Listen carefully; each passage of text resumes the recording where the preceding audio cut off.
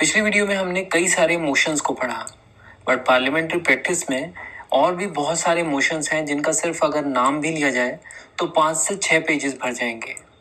वैसे मोशंस कोई भी हो, जो हमने पढ़े हैं वो भी और जो नहीं पढ़े वो भी, उन्हें 3 प्रिंसिपल कैटेगरीज में कैटेगराइज किया जा सकता है। मोशन की ये कैटेगरीज हैं सब्सटेंसिव मोशन, सब्स्टिट्यूट मोशन और सब्सिडियरी मोशन। सब्सटेंटिव का डिक्शनरी मीनिंग है anything which is having separate and independent existence, और जो बहुत ही इंपॉर्टेंट भी हो।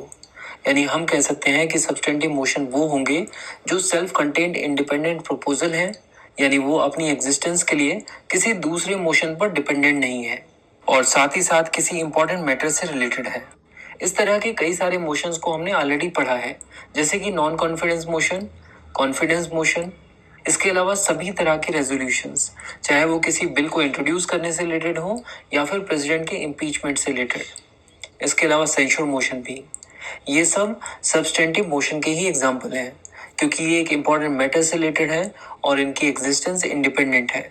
ये किसी दूसरे मोशन पर डिपेंडेंट नहीं है। एक्चुअली जो मोशन अपनी एग्जिस्टेंस के लिए किसी दूसरे मोशन पर डिपेंडेंट होते हैं उन्हें कहा जाता है सब्सिडियरी मोशन। और उसके भी 3 टाइप्स होते हैं जिन्हें हम बाद में कवर करेंगे, बट उससे पहले हम सब्स्टिट्यूट मोशन को समझ लेते हैं। मान लीजिए सदन में किसी मोशन पर डिस्कशन हो रहा है और हम उस मोशन को हटाकर या रोककर किसी दूसरे मोशन को लाना चाहते हैं, तो ऐसे मोशन को कहा जाएगा सब्स्टिट्यूट मोशन। इसका मतलब हाउस अगर सब्स्टिट्यूट मोशन को अडॉप्ट करता है तो ये सब्स्टिट्यूट मोशन ओरिजिनल मोशन को सुपरसीड कर देगा। इसका एग्जाम्पल है एडजर्नमेंट मोशन। तो ये तो हो गया सब्स्टिट्यूट मोशन। अब बात करते हैं सब्सिडियरी मोशन की।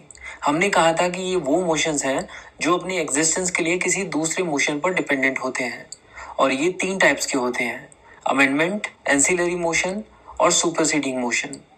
सबसे पहले एंसिलरी मोशन को देखते हैं।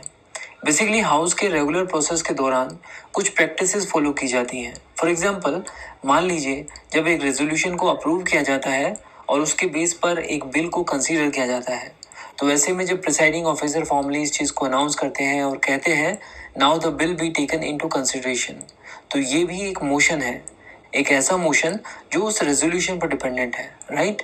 तो ये एक एंसिलरी मोशन हुआ, क्योंकि इस बात का अपने आप में कोई अस्तित्व नहीं है जब तक कि वो रेजोल्यूशन एग्जिस्ट नहीं करता, क्योंकि उस रेजोल्यूशन को लाने के लिए ही इस मोशन का इस्तेमाल किया जा रहा है। तो ये एक एंसिलरी मोशन हुआ।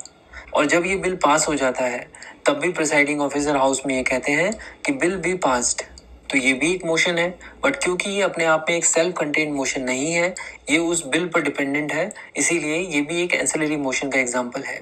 सब्सिडियरी मोशन का दूसरा टाइप है सुपरसीडिंग मोशन। कई बार डिबेट के दौरान ऐसी स्थिति हो जाती है कि ये डिसाइड करना होता है कि क्या करंट बिल को सेलेक्ट कमेटी या फिर ज्वाइंट कमेटी के पास भेजना चाहिए या नहीं।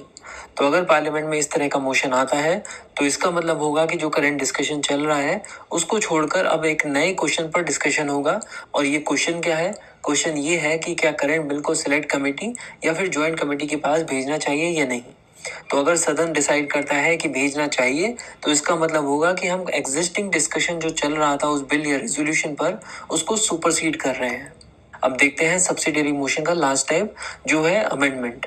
इसका मतलब है कि जिस मोशन, रेजोल्यूशन या बिल पर डिस्कशन चल रहा है, आप उसमें कुछ मॉडिफिकेशन चाहते हैं, और इन जनरल अगर कोई भी मेंबर अमेंडमेंट मूव करता है तो उस पर ध्वनि मत से वोटिंग होती है। अगर लोग उसके फेवर में हैं तो मॉडिफिकेशन हो जाएगा, अगर सदन में बैठे मेंबर्स फेवर में नहीं हैं तो मॉडिफिकेशंस नहीं होंगे। तो इसी के साथ हमने पार्लियामेंट्री मोशंस को पूरी तरह से कवर कर लिया है। आई होप कि आपने इस टॉपिक को ना सिर्फ समझा बल्कि एंजॉय किया होगा। Thank you for watching.